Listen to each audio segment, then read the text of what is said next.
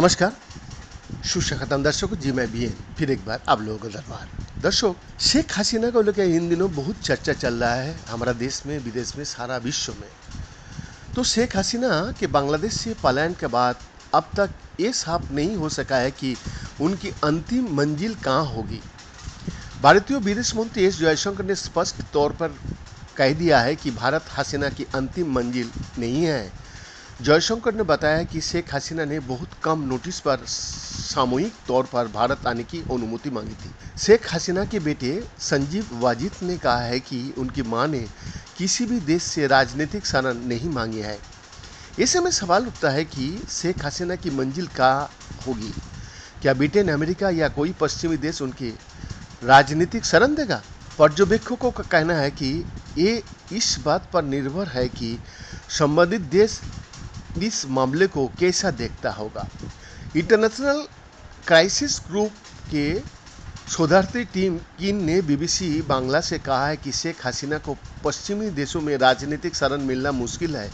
हो सकता है कि ऐसा संभव ही नहीं होगा।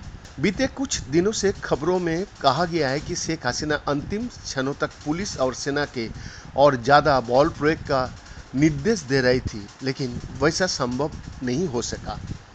वाशिंगटन स्थित शोध संस्थान विल्सन सेंटर के साउथ एशियन इंस्टीट्यूट के निदेशक माइकल कुगलमैन का कहना है कि शेख हसीना के लिए किसी पश्चिमी देशों में राजनीतिक शरण शामिल करना बेहद मुश्किल होगा। शेख हसीना की शासनकाल का खासकर अंतिम कुछ दिनों के दौरान घटी घटनाओं से पश्चिमी देश हैरान है। कुगलमैन बीबीसी बांग्ला से कहता है, शांतिपूर्ण प्रदर्शन पर सुरक्षा बलों ने जिस तरह भारी बल प्रयोग किया और हसीना सरकार ने जिस तरह दमन और उत्पीड़न का रास्ता अपनाया, उस पर पश्चिमी देशों की भारी आपत्ति थी। शेख हसीना के लिए ये बेहद चिंता का विषय है। इसकी वजह यह है कि उनके परिवार के कई सदस्यों पश्चिमी देश में रहता है। छात्रों की विरोध प्रदर्शन पर सुरक्षा बलों ने जिस तरह बल प्रयोग किया, उसके खिलाफ कई अंतर्राष्ट्रीय मानवाधिकार संगठनों और संयुक्त राष्ट्र मानवाधिकार परिषद ने भी आवाज़ उठाई थी, लेकिन शेख हसीना को बल प्रयोग से रोका नहीं जा सका। बीएन का एक्सक्लूसिव रिपोर्ट।